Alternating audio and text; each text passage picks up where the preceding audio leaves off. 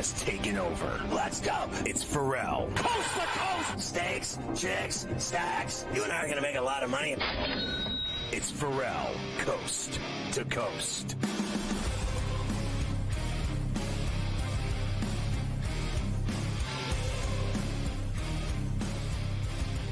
Good to have you with us on a Tuesday C2C from New York City. I'm Ferrall, along with Coach James Young now from Betting Above the Rim, our hoops analyst extraordinaire.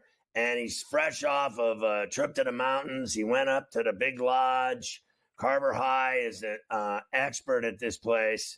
And I just want to know, did you get the long table he was talking about in the right corner as opposed to the cabana? Did you do the power move into the top right corner with the table and get your stuff down there early and then have your own right next to the new bar? Did you have the setup right? Absolutely. I followed Carver High's advice to a T, got there at 8:40. Knew at 9 o'clock, everybody goes left, I go right, got the first table right by the slide, right by the Outpost Bar. And yes, Coach Young on the Great Wolf Lodge went on the big ride where they dropped the floor. And yes, you probably heard me screaming from Pennsylvania. Wow, that's just like on a cruise ship where they drop the floor out and you just drop straight down and your stomach goes through your mouth, that whole deal. All right, so let's talk about if you're running an NBA team these days and you have a team like the Celtics where they are 12 deep and they got 12 guys that can chuck threes, even Hauser last night with 9 of them. The game with White and Pritchard having 80-plus points, 40-plus points each, and, just dramatic 9, 10 threes, all the rest. If you're running a team nowadays, wouldn't you just want to find a bunch of guys that are pure knockdown, deep shooters to win in this league because the league's become nothing but threes? Yeah, I mean, the league is nothing but shooters. So the ability to knock down threes and stretch the floor, especially I know he's hurt, but, even playing Porzingis or even a guy like old man Al Horford at the 5, what happens is you have even a stretch 5 that can shoot the ball from 3 for Al. Now you have driving lane. So what do? Do you help or you get kickouts for 3? So to me, they just play this style of basketball that's very befitting of the NBA. That's why you saw the Knicks, went out and get a guy like Karl Anthony Towns so to try and do what the Celtics do. But no one does it better than them. And that's why no matter what Cleveland's record is, you still got to think that they're the best team in the NBA, at least in the Eastern Conference this year, because they've done it and they've won. I mean, you watch them. I watched them the other night, and when I think it was like their 12th win in a row or something like that. What was it, Sunday night? And then they just, all they do, and they were losing that game, and they still won. They still find a way. And then, like, the way they move the ball, like, each possession, they can get as many as 4 and 5 passes before, like, Strus, does the corner pocket shot. The way they move the ball is what I think separates them from all these other teams. Yeah, when you talk about Cleveland, right? So with Cleveland, yes, yeah, 14 wins in a row, and I think that's the thing for all. They beat you with the sum of their parts. They don't have to rely on Spider Mitchell now to go get you 35 points a night. I mean, he's averaging 24.2, which is great. But you got Merrill averaging 7.2, Strus 9, Jerome 11.9, Allen 13.4, Hunter 14.3, Mobley 18.5, Garland 20.9, and 24.2 for Spider. How do you stop all these guys? And when that ball is zinging around, they're just saying, all right, we don't care who scores as long as we score. And as a coach, it becomes really hard to scout because you just don't know where the ball is going to end up. And Ferrall, every last one of them can hit you. Think about this, 14-game winning streak, Ferrall. 5 different guys have led that team in scoring. So I said earlier on the show about Redick that he was a punk when he played at Duke and everybody wanted to kill him. In the NBA, he could knock down that deep shot and he still was yapping and talking and guys wanted to kill him. And now nobody can kill him because he's a head coach of the Lakers and he's got a press conference after every game where he can knock guys down and talk bad about them. I think he gets off on it. What do you think? Yeah, it's amazing how he wasn't talking that much until the All-Star break, and they get Luka. All of a sudden, he starts yapping his gums a little bit and getting a little bit set of his team. How about this? How about the coach look in the mirror about the fact that you lost to a Brooklyn Nets team? That I mean, are Nets tanking? Are they trying to tank? Are they not tanking? I can't figure that team out. But for a team like the Lakers, listen, they already with the loss yesterday, they dropped down to the 3 seed. Now we don't know how long LeBron's going to be out with this groin injury, Ferrall. But listen, folks, you better be careful because they're only ready, folks, 2 games out of being the 5 seed. So to them, they still got to find a way to win. That's why it was a big slip up losing in Brooklyn last night. So I think the Nuggets and the Thunder, when I saw them play each other back-to-back nights, and they both kicked the other's ass, and Denver last night kicked their ass. The night before, it was the exact opposite. What I want to see is those two in the Western Conference Final win a 7-game series, because I think that Thunder, most people think they can just beat anybody and they're going to run away with it, and it's a done deal to go into the NBA Finals. And I say that's insanity. I think Denver can give them problems in a 7-game series because of how deep they are in terms of their core 4 and even their 6 in their rotation. Yeah, I mean, listen, they're up to the 2 seed now, which is good because that keeps them. They want to be, on the other side of the bracket when you come down to it. But yeah, you're looking at a team that obviously Nikola Jokic, if it wasn't for SGA, would be the MVP. The guy is legitimately averaging a triple-double. Jamal Murray seemed to be better. He was good last night. Michael Porter Jr. stepped up. Christian Brown, though, for us, to me, the guy that elevated his game. I was a little bit concerned when KCP left, right? He's better. He's a better player. So 15.3 points per game. Aaron Gordon, the junkyard dog. Russell Westbrook giving you what he does off the bench. Then Strathmore and Watson. Like, these guys are giving them little bits and pieces. But at the end of the day, they got that big 15 down low. They can play low post, mid post, high post, 3-point line. I can dime everybody up. I think the problem is when you get down to it, when they play Oklahoma City in a 7-game series, as much as we love White Boy Rick, as much as we like Chet Holmgren, Joker's going to take them to school. If you're Mark Daigneault, you're going to have to say, someone else is going to have to beat me, but then you better hope that you don't get bubble Murray, playoff Murray, because then you're really, really in deep trouble. So the way the Warriors are playing now, 13-2 with Jimmy Lymphoma, and they're, sitting in the 6, they're no longer a play-in team, and they're, 3 behind Houston, 4 behind the Grizzlies and the Lakers, 5 behind the Nuggets. But if they keep winning like this, can they keep peeling off layers and catching teams? Yeah, they can, but they have a critical end to their homestand that's coming up. They have Sacramento, who's been up and down. Obviously, they got blown up by the Knicks on Thursday. They got New York on Saturday after that whole incident. I want to see that game after the trash talking that Draymond Green was saying about that. They kicked their ass in New York. Yes, well, also without Karl-Anthony Towns. So I want to see that matchup with Cat. And then they got to play Denver, Milwaukee. So this is a big 4-game stretch. Listen, they've done a great job and had some great wins, including at Houston. But a lot of these other wins at New York without, obviously, Cat. At Brooklyn, no big deal. I think the really good win you have to say, honestly, is home Detroit, 115-110, which Steph Curry had 32 and Jimmy Butler had, I do believe, 9 rebounds. I said they would win 6 of the 7 games at home in this homestand. Well, they're off to a good start. So they're 2-0. I mean, they should be Sacramento because Sabonis probably won't play, 3-0. And then at New York, Denver, Milwaukee. Milwaukee has been better. Obviously, we talked about the Joker and the matchup problems he causes. And then the Knicks. The Knicks were interesting last night for all because what I saw out of them for the first time in a while is the ball didn't stick. It moved. It moved a lot. And that made them dangerous, particularly from the 3-point line.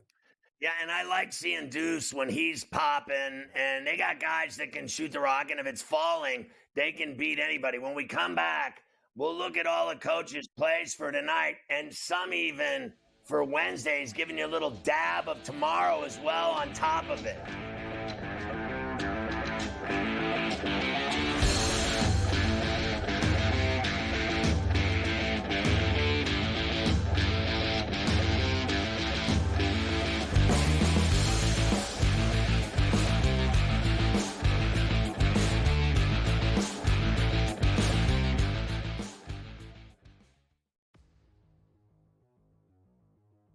a little game of true or false, fantasy or reality is what we used to call it. But instead, we're going to play a little game of buy or sell.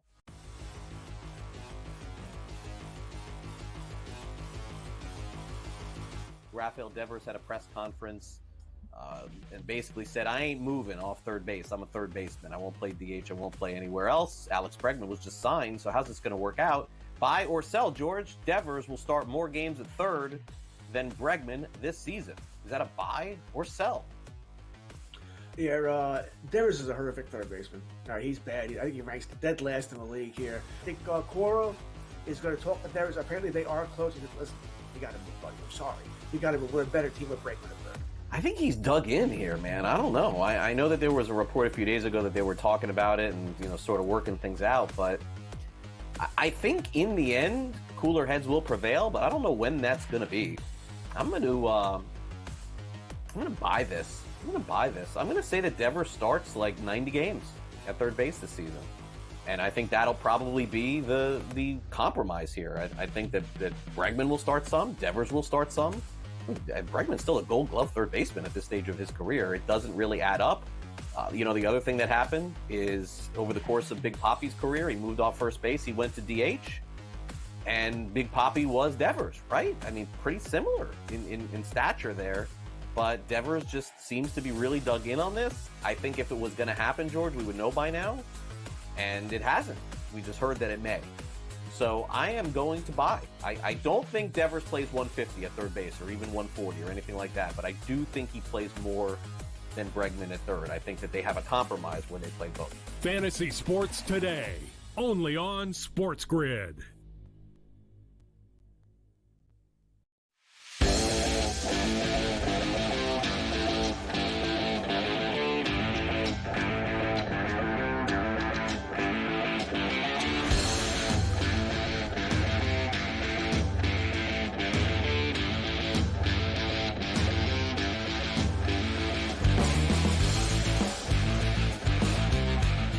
We're talking to my boy, Coach Young. Now, Mafia just said in our ear, and I thought I had wax in my ear, but it can't be. He just said that Bobby Hurley is going to survive at Arizona State, and they're bringing him back for more in Tempe.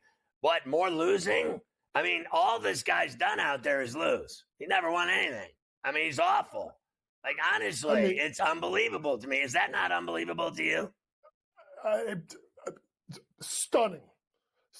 This guy's got more lives than Sammy the Bull Gravano down in Arizona. I mean, that's the last city slicker to go down there, and he's outlasted Sammy the Bull. If you know about Sammy the Bull, folks, go do your research. I'll take him tonight with the points after he kept his job. I'll take the Sun Devils and the points. Kansas State sucks too. Kansas State is awful. They're awful. That was a stay away game for me because Kansas State, Hawkins, who was like one of these big transfers that really didn't do much. So can Bobby Hurley, who has had runs in the tournament before, listen, they've lost 4 games in a row. They've given up 91, 99, 113, and 85. I mean, Lord have mercy. But the problem is Kansas State can't score. So maybe a chance here for Bobby Hurley plus the points tonight. Honestly, I can't even believe that is true. I just am so stunned. There must be really nobody wants to coach in Tempe that's a better coach than this guy. You know what it is? His family name is keeping him in that job. All right, let's look at your plays for tonight that you like and tomorrow's all day long, like the 4 horsemen. It's all day long. But who do you like tonight? I'm going to start with Florida State minus 3.5 versus Syracuse. Simply put, this is a bad matchup. You look at where Syracuse struggles, it tends to be inside, and Florida State has 2 absolute monsters down below. Give me Florida State minus 3.5. I am going to take Kansas State. I'm going to take a chance on them because for no reason whatsoever. Because I think Arizona State's awful, and they give up too many points, and they got to find a way to win. Tangy Fresh finds a way to get it done. Also, let's look at Gonzaga minus 3.5 versus St. Mary's. We were like, wait, coach, St. Mary's won both matchups. I'm a true believer as a coach. When 2 teams that are evenly matched, I don't like taking the team to win all 3. I think Gonzaga gets their revenge. Give me the Zags -3.5 tonight. All right, so let's go to tomorrow. It's all day long, starting at 11:30 with Richmond and Davidson. You got Virginia, Georgia Tech, 12:30 Cincy and Iowa State. I like, Iowa State. Cincinnati looked really good today, and I'll bet they're going to get a bunch of points in that game against Iowa State. I'd be careful with teams that play the day before. They go out and play. Look at Delaware, 4 straight wins. Now they're playing Wilmington tonight. Do you give Cincy any shot with the points against Iowa State? I know you think Iowa State's winning the Big 12. I'm going to take Iowa State because I think they're going to be healthy. Listen, it was a really good game, obviously, today by Cincinnati with a blowout win. I was not shocked they beat Oklahoma State. Oklahoma State is terrible, but I do like them. Other teams are like, it's a pattern here. Arkansas needs to win. If Arkansas don't win, they're not in. So I'm going to go ahead and I'm going to take Arkansas on the money line to get the job done. And then another team that they better win, and they need to win, I would say get to the Big East final to even have a chance. Give me Villanova. Mafia pays me to say this. Give me Villanova -10.5 versus Seton Hall. Seton Hall is just, it's been an abomination of a year. They don't have the horses. They don't have the NIL money. Kyle Neptune's on his last stand. And watch Villanova, watch them make some kind of run. Give me the Cats -10.5. What about Rutgers and USC? Rutgers is getting 1.5. I'm going to go with Rutgers. Listen, they maybe everybody's talking about all these disappointing teams. Has there been a more disappointing team than Rutgers? I mean, that team was top 25, top 20, and they're awful. And they got 2 guys. They're going top 3 in the draft. So, but I'm going to go with Rutgers to get the job done. Versus USC to set up a matchup with Purdue, who last time beat them by about 35 points. I don't understand how Peichel keeps his job. You got 2 of the best players in the country. They're both going in the lottery in the NBA, and you couldn't win any games this year? Like, he'll never win then. I think the thing people have to realize is this. When you go in and you get these high-level recruits, you got to surround them with talent, whether it's transfer talent or senior leadership, like what John Shire has at Duke, right? With all these other guys, getting Gillis, having Proctor come back. They have other guys that are core guys. Rutgers got 2 high-level guys and a guy trying to get a job on Wall Street in Martini. Good little player, but he ain't no player to play in the Big Ten. He's got to do a better job. He's got a good recruiting class next year for Peichel. He's just got to surround himself with better players besides the studs. Now, Ohio State plays Iowa. Iowa snuck in, but Ohio State gave Indiana fits at Assembly Hall. Indiana got by them by 6. I think Indiana's in the tournament as an 11 seed. Does Ohio State beat Iowa after Iowa looked good on Sunday to get into this tournament and leave Nebraska outside? No, I don't like them at all. I think Iowa's way in over their heads, so I'm going to go ahead and take the other side here. But I do have some teams I'm looking at in regards to winning conference tournaments because I don't know, Ferrall, if I'm going to be on before that. Alabama to win the SEC. Listen, if they can defend, they won at Auburn with Sears having 2 points or 9 points and taking 9 shots. I like Alabama. Purdue, I think that bottom half of the Big Ten is wide open. I'm not a really big believer in Michigan. I think they're struggling, and I never like Maryland unless they're in College Park. Duke, I like Michigan State. Duke. Yeah, I'm concerned about them. St. John's to win the Big East. Concerned about what? They beat every team they play. The bottom half of the draw. What are you talking about? They're one of the most physical teams in the country. They got more quad 1 wins than anybody in America. Well, besides Auburn, but yes, you are right. But I think the thing is I want to see them. I think there is a team that they could slip up.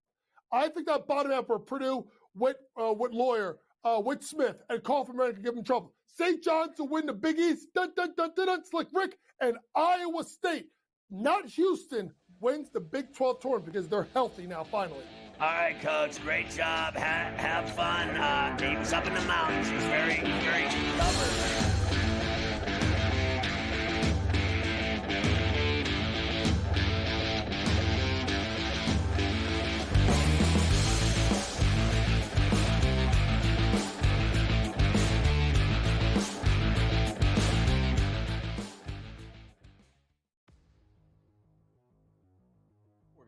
little game of true or false, fantasy or reality is what we used to call it.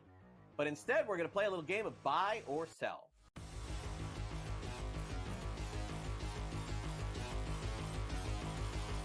Rafael Devers had a press conference and basically said, I ain't moving off third base. I'm a third baseman. I won't play DH. I won't play anywhere else. Alex Bregman was just signed, so how's this going to work out? Buy or sell, George? Devers will start more games at third than Bregman this season. Is that a buy or sell? Yeah, Devers is a horrific third baseman. He's bad. I think he ranks dead last in the league here. I think Cora is going to talk to Devers. Apparently, they are close. Listen, you got to move, buddy. I'm sorry. You got to move. We're a better team with Bregman at third. I think he's dug in here, man. I don't know. I know that there was a report a few days ago that they were talking about it and, sort of working things out. But I think in the end, cooler heads will prevail. But I don't know when that's going to be. I'm going to buy this. I'm going to say that Devers starts like 90 games at third base this season. And I think that'll probably be the compromise here. I think that Bregman will start some. Devers will start some. Bregman's still a Gold Glove third baseman at this stage of his career. It doesn't really add up. The other thing that happened is over the course of Big Poppy's career, he moved off first base. He went to DH. And Big Poppy was Devers, right? I mean, pretty similar in stature there. But Devers just seems to be really dug in on this. I think if it was going to happen, George, we would know by now. And it hasn't. We just heard that it may. So I am going to buy. I don't think Devers plays 150 at third base or even 140 or anything like that. But I do think he plays more than Bregman at third. I think that they have a compromise when they play both. Fantasy Sports Today, only on SportsGrid.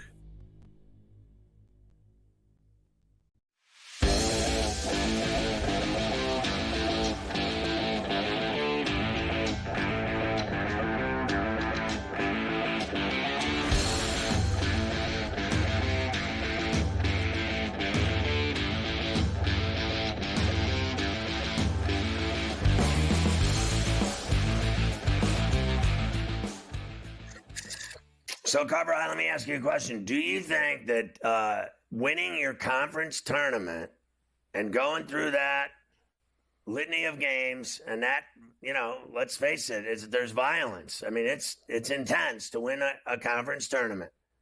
Do you think it takes a toll and hurts your chances in the NCAA tournament to play all those games, win them, and then go play in the NCAAs and do it again?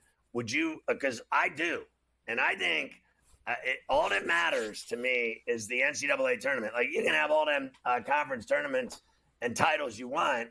Some people live for them. Izzo, Bob Knight, they live for the Big Ten title. That's all they cared about. But Bob Knight won 3 national championships, and he had an undefeated season. So he went to his grave happy, believe me you. But I think there's something to be said for the toll it takes on teams that win their conference tournament to expect them to go do it again in the NCAAs in this day and age, in this like NIL paying players age that we're in now. To me, I got to tell you, I'd rather save it for the dance than to worry about some conference tournament. Yeah, unless you have especially to when win to get in. Unless you have to win to get in. Yeah, I mean, that's a different story. If you're NC State from last year and you need to win the ACC tournament, gets you in the dance, gives you momentum. If you're any of these other teams that are in the tournament, and it doesn't matter whether you win or lose your conference tournament, I think the committee has shown you, especially the last couple of years, that I don't even think they reward you for winning it, to be quite honest. Like, we've seen some teams that were, one of the 2 or 3 best teams in their conference go and win tournaments and not really move up that far on the seed line in the bracket on Selection Sunday. So I don't think that the juice is worth the squeeze. Now, look, like you say, it's you want to win your conference tournament, it's an honor, blah, blah, blah, blah, blah. Next week's what matters. And if you're already in next week, you got to make sure that you're in your best position for when that starts. Do you think that if St. John's wins the Big East, that they'll go to the Final Four? Because I don't. Look, I think the only thing that maybe St. John's winning the Big East is going to do is get them a 2 seed. It's going to get them a 2, and it's, I'd say it's going to, Coach and DeCourcy and all these people talking about them being a 3 in Duke's region and, maybe playing them in Newark, which I don't think they would do to Duke, by the way. I don't think they'd put Duke, have them basically play a road game against St. John's in Newark. I don't think that they would ever do that to them. But you think St. John's would beat Duke? No, I'm not even saying that they would beat them, but it would be such a Duke travels. I mean, listen, it's not like Duke's not going to have fans there, but I mean, it's like St. John's is playing in their own backyard, which shouldn't be the case. I know Duke does it all the time. I'd love to see that game. Think about what then they would get. Let's say they get the 2 and they win the tournament. What, are they going to be the 2 in Auburn's region? And they're going to play Auburn, at the end of the road. So, I mean, what at the end of the day, does it matter?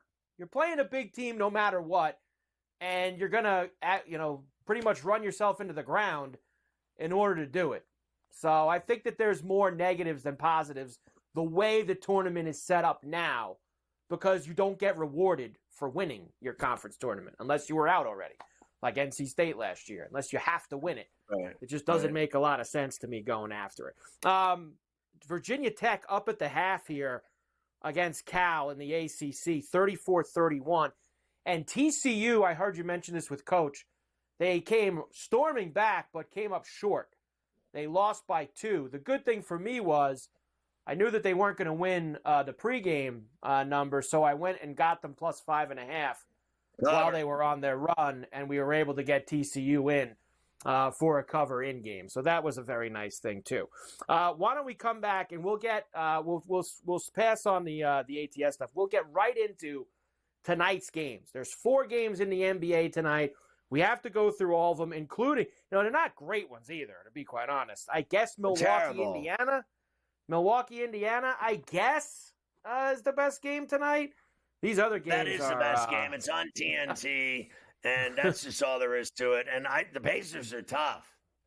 They are tough. But other than that, you've got some good teams playing some bad teams this evening, and we'll see how that goes. So that means maybe some big numbers. We'll give you those when we come back, and then we'll get into the hockey. Everybody loves hockey. Also. Everybody. Huge slate of hockey as we continue to get towards the season.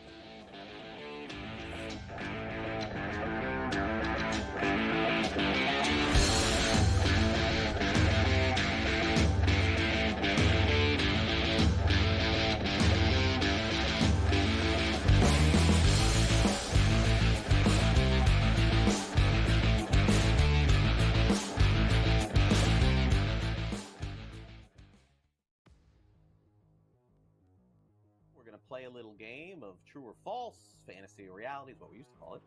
But instead, we're going to play a little game of buy or sell.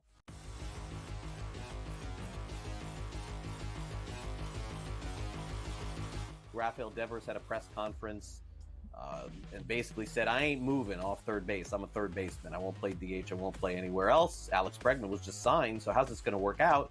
Buy or sell, George? Devers will start more games at third than Bregman this season. Is that a buy or sell? Yeah, Devers is a horrific third baseman. All right, he's bad. I think he ranks dead last in the league here. I think Cora is going to talk to Devers. Apparently, they are close. Listen, you got to move, buddy. I'm sorry. You got to move. We're a better team with Bregman at third. I think he's dug in here, man. I don't know. I know that there was a report a few days ago that they were talking about it and sort of working things out, but I think in the end, cooler heads will prevail. But I don't know when that's going to be. I'm going to buy this. I'm going to say that Devers starts like 90 games at third base this season.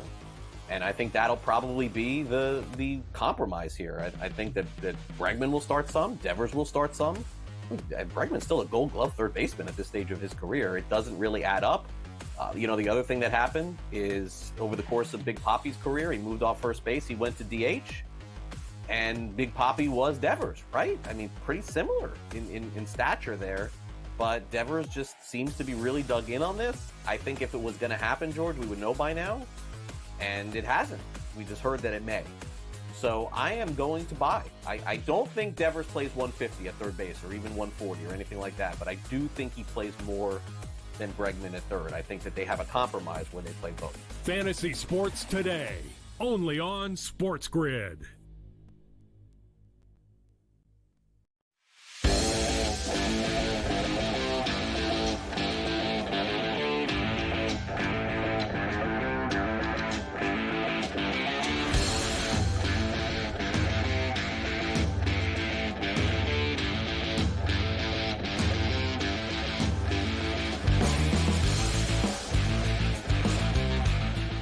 All right, Carver High, you want to get these games tonight, obviously. Yeah, we do want to get all of these games in. Here's the NBA for this evening. So the Nets, after beating the Lakers last night, will now go to Cleveland. They will see the Cavaliers, and some heavy lumber here. 15.5 at the Q. 225.5 is the total for this one. Looks like everybody's in there for game time for Donovan Mitchell. We'll see. I mean, would they really need him if he didn't play? Probably not. No, I still think they can smoke them with Garland and Strus and everybody else that they give minutes to. I think they're going to kill the Nets tonight and cover.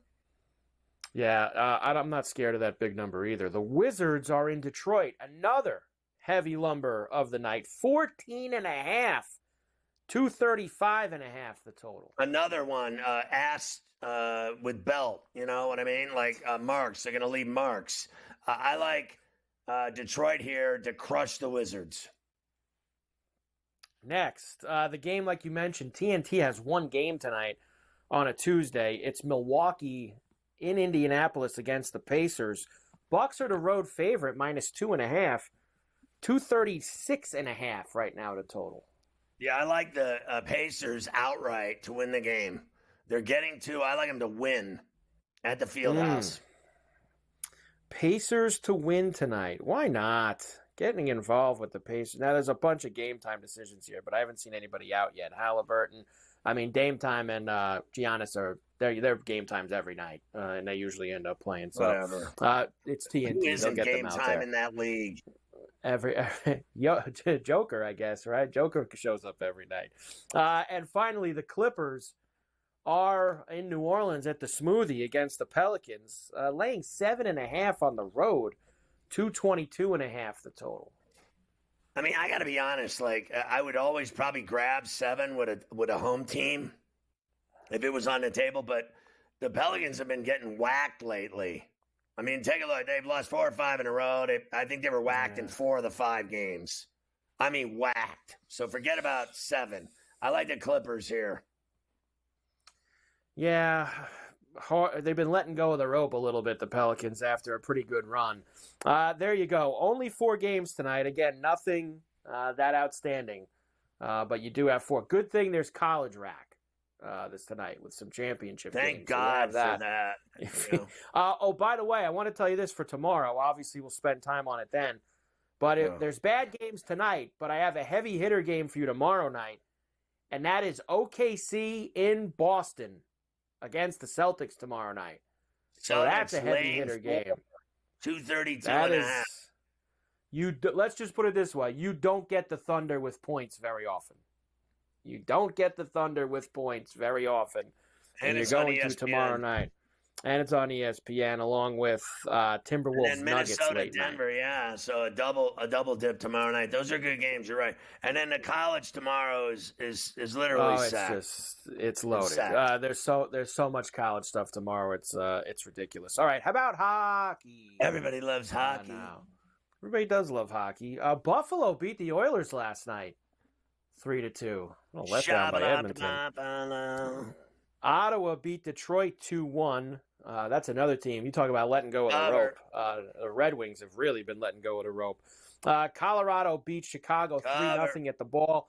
Nathan MacKinnon becomes the 100th player in NHL history to record 1,000 career points. He had 2 points last night in that win. That was all in the third period, too. They were scoreless going into the third.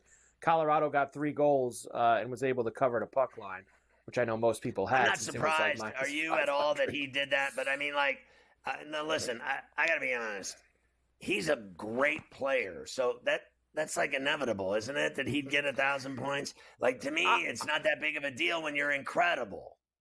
I was a little surprised to see that there's only 100 players who have gotten 1,000 points. I think that's the kind of the thing that I step back and go, wow, only 100 guys. Yes. I think that's it's not incredible that MacKinnon did it because he's such a fantastic player. Right. He's only the 100th guy. Like it starts to make you realize it's a much he's one of the greatest players ever. It's that simple. Yep. Yep. And he's got a cup. Remember, he's already got his name on the cup once. He's got it on it. Once you get it scribed on there, you're good to go. And they dig it in there, they engrave it, and so you're good to go.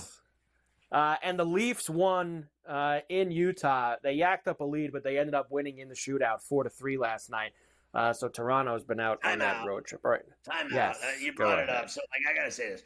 So, when you go to the Hall of Fame, you can actually sit there and look at the Stanley Cup, and you can see, because, they have all of the names on it of everyone that's ever won it.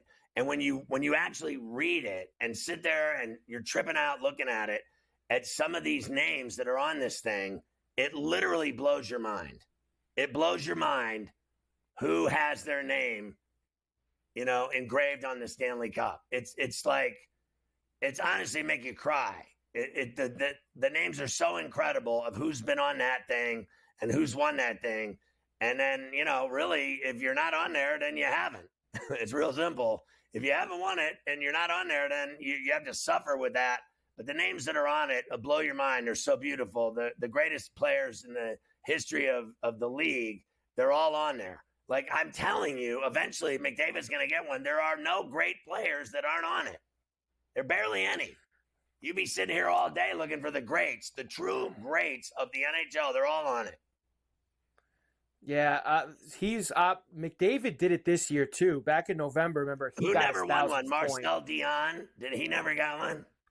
Am I wrong? No. I would have to look on that. I thought he didn't end up getting one at all there in the 70s. He wasn't a part of any of those. I could be wrong. I'm wrong 30 times a day on average, as you know.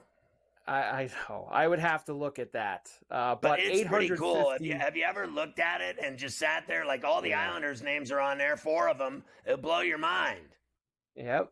It's amazing when you get your name on there. 856 games for McKinnon to reach 1,000.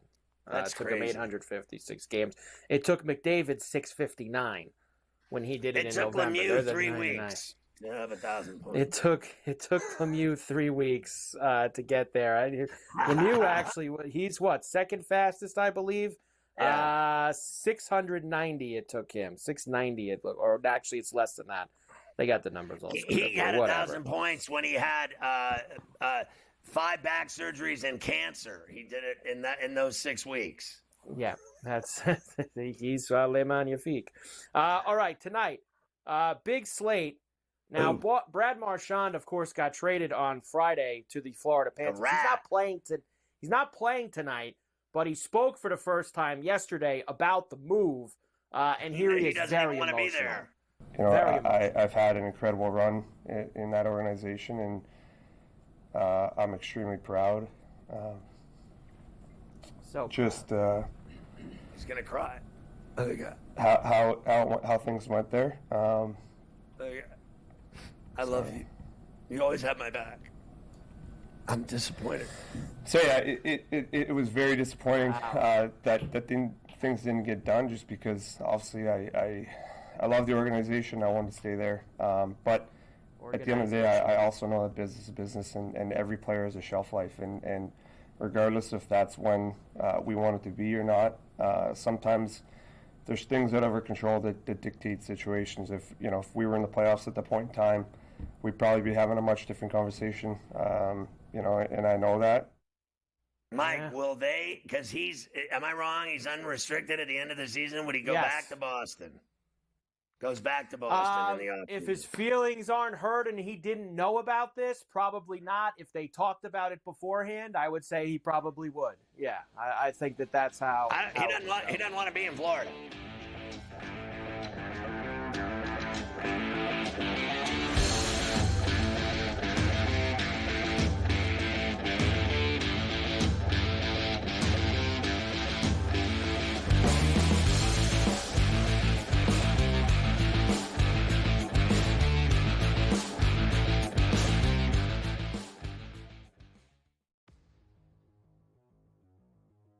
Play a little game of true or false, fantasy or reality is what we used to call it. But instead, we're going to play a little game of buy or sell.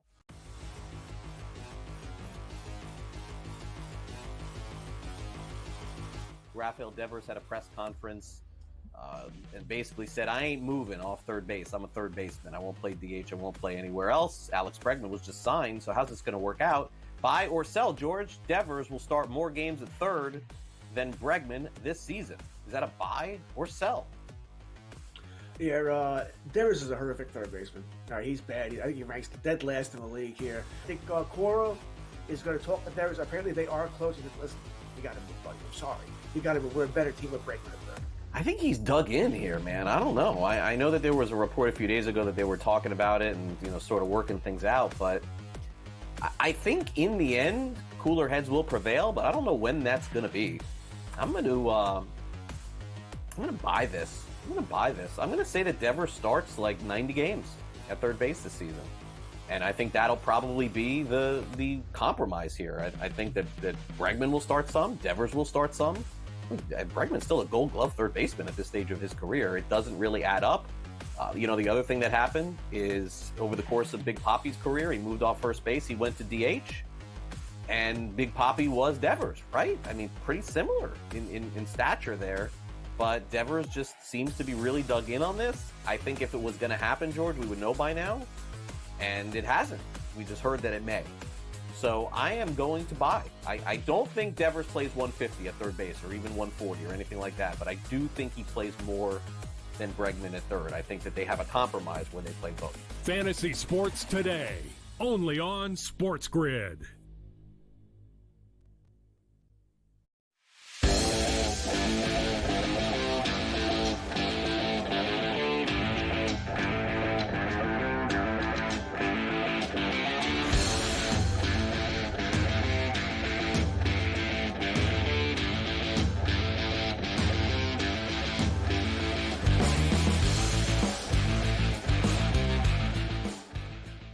All right, Carver High, let's dance on these NHL games tonight. Yes, so even though Marchand will not be out there, his new team, the Panthers, are in Boston against the Bruins tonight. We will start there. Panthers minus 210 now, Bruins at plus 175, and a 5.5. I mean, the Bruins traded their whole team away. So how are they beating the Panthers?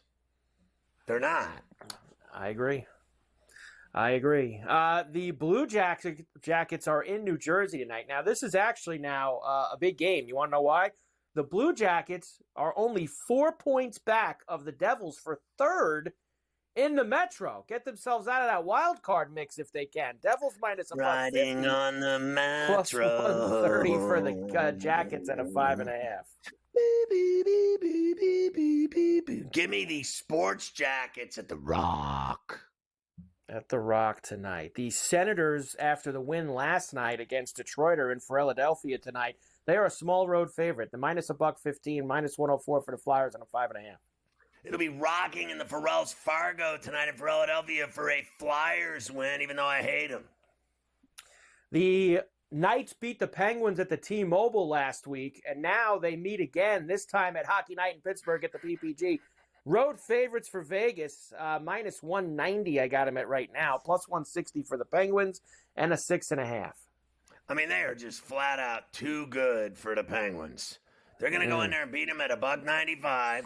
They're going to go in there and beat them on the puck line. They're going to go in there and, I mean, they're going to score 5 or 6 goals on them. That's what I see. Like, the Penguins suck.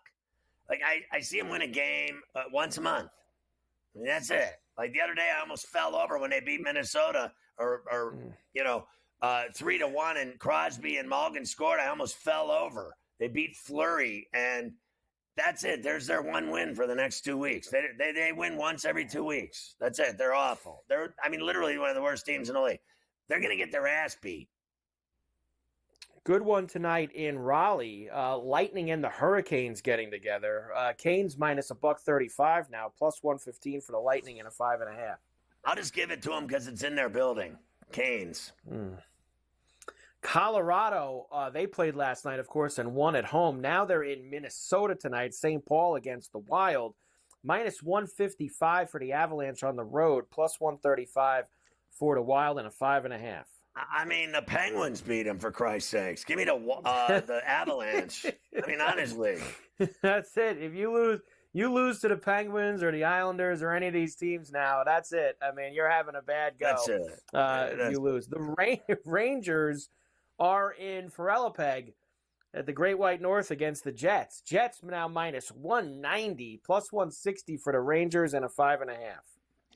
Yeah, I'll lay the goal and a half at plus 140 with the Jets and Ferrallapeg. I think they'll beat the Rangers. Montreal is in Vancouver against the Canucks this evening. Canucks minus 140. Habs plus $1.20 now. 5.5 the total there again. So Gabe's probably right with the Canucks, but I'm going to take Montreal at the price, and because Vancouver to me is a way better team on the road than they are at home. They've barfed all over themselves at home in their own building at Rogers. Give me the Habs at that price. California trip for the Capitals as they head west. They will in the Duck Pond tonight against Anaheim. Minus 190 now for the Caps, plus $1.60 for the Ducks, and a 6.5. Oh God, could they catch him sleeping? I gotta have one Rogie Vachon tonight. Can I get a Ducks win on the pond at almost $1.60? Can I get a little love? Quack quack. Let's go. Getting involved with them tonight. The Predators are at the Shark Tank against San Jose. Minus 165 now for Nashville, plus $1.40 for the Sharks, and a 6.5. I like the Preds here to get it done at the tank. Give me the Sharks tonight. This number's way too low. Usually the Sharks are heavy dogs. They're shorter tonight. I think they win. They're going to beat the Predators at home. And finally, the Islanders. They have been in California the last few days. They won in San Jose. They lost at the Duck Pond. Now they are at the Crypto against the Kings. Kings minus $1.90. Islanders plus 160 and a 5.5. Yeah, I think LA's going to kill them. I think I'll puck line this as well at $1.43 and lay the goal and a half, and hopefully they'll handle their business. They've been magnificent at home.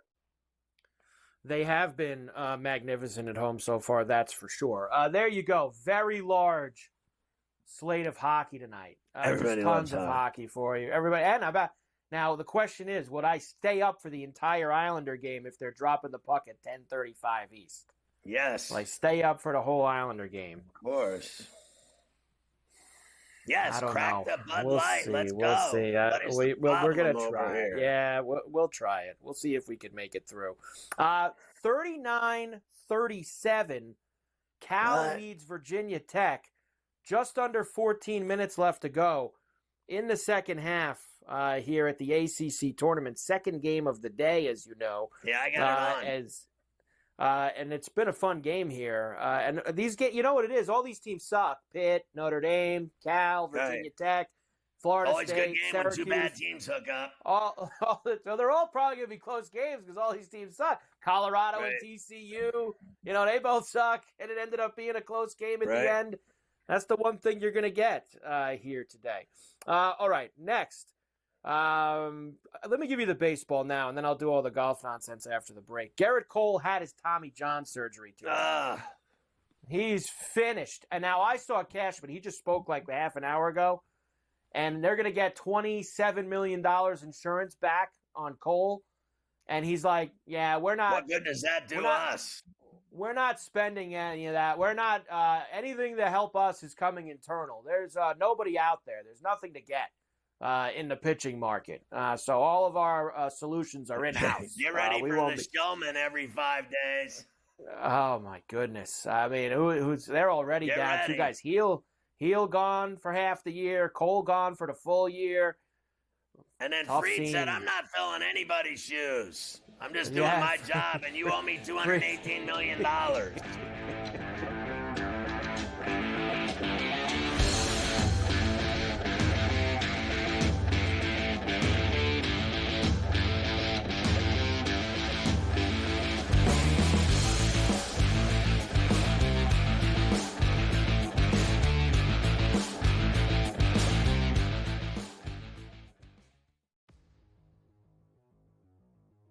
Play a little game of true or false, fantasy or reality is what we used to call it. But instead, we're going to play a little game of buy or sell.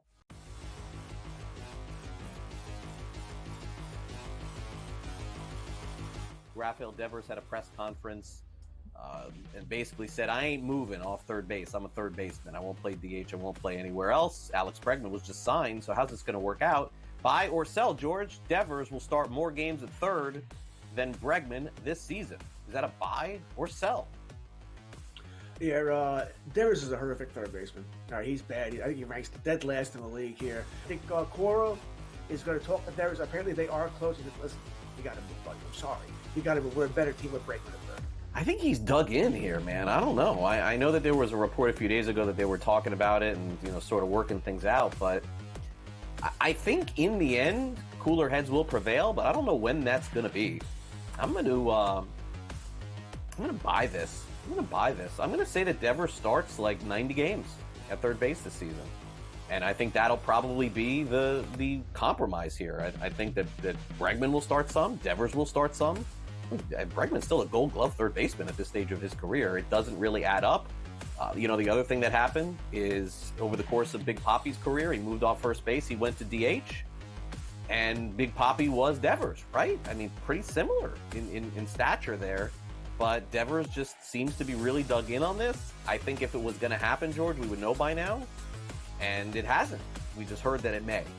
So I am going to buy. I don't think Devers plays 150 at third base or even 140 or anything like that. But I do think he plays more than Bregman at third. I think that they have a compromise when they play both. Fantasy Sports Today, only on SportsGrid.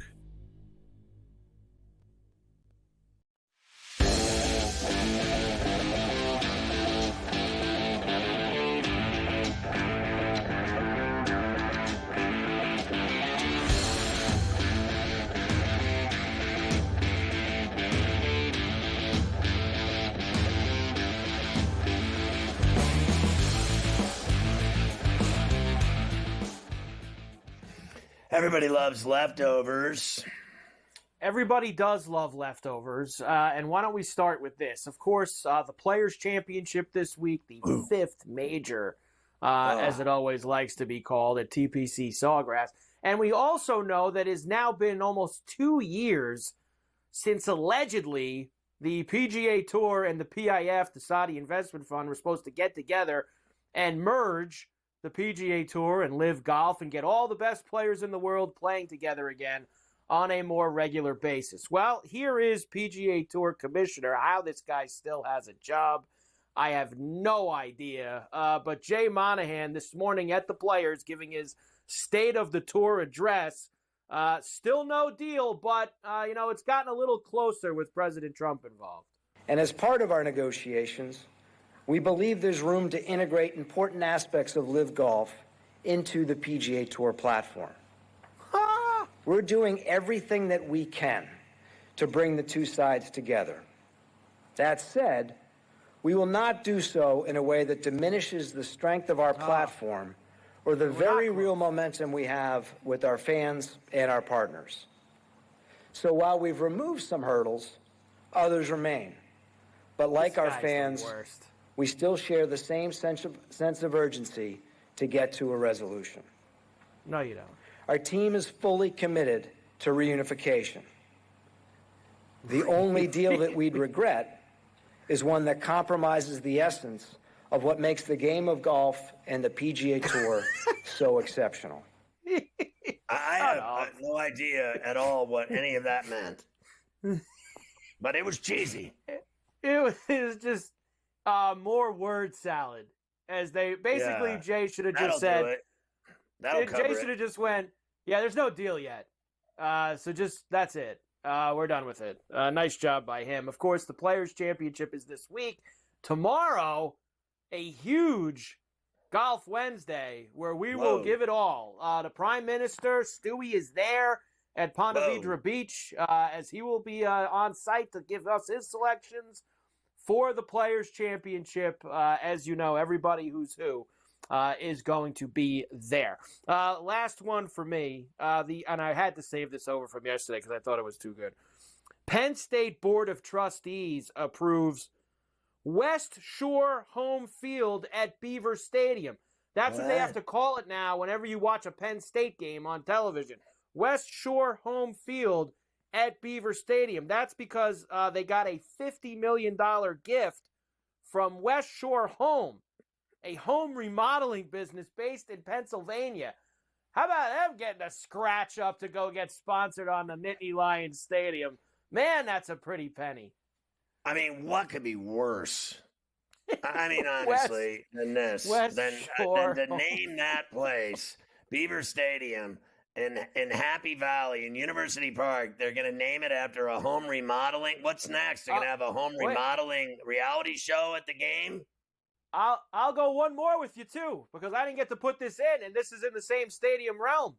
How about they're going to tear down Old Trafford and build a new Shangri-La for Manchester United? They're going to build this huge billion-dollar stadium for the Manchester United football team, and they say we're going to keep Old Trafford and have like youth and women's games there, and it's such a cathedral of soccer. But instead, they've won out, and they're going to rip it all down after they build the new place. They're going to torch it to the ground. So they're not going to keep it? I mean, that is stupid. Ferrall finish, Olivia Culpo and her boy, Christian McCaffrey, announced that they're having a baby. Now, this one's interesting. Ghost Adventures star Aaron Goodwin's wife arrested for hiring a hitman, allegedly, to kill him. I have no idea about the show. I have no idea who these people are, but just the fact that there's a chick trying to kill her husband and they know it is awesome. Hitman and everything. Florida TV station hit by a tornado in the middle of a weather broadcast about tornadoes. Right in the middle of a show about tornadoes, the place gets hit by a tornado. That is fantastic. As you know, I love weather. 4 muggers bash a 40-year-old man with a hammer in the skull and then punch a 16-year-old in a vicious attack inside a pool hall in New York City. That is fantastic.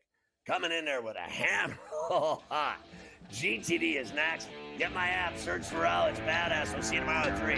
Coast to coast.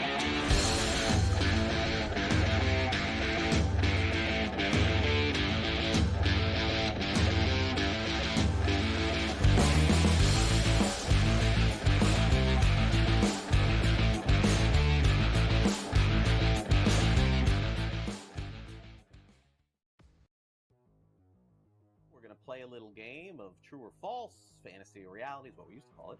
But instead, we're going to play a little game of buy or sell.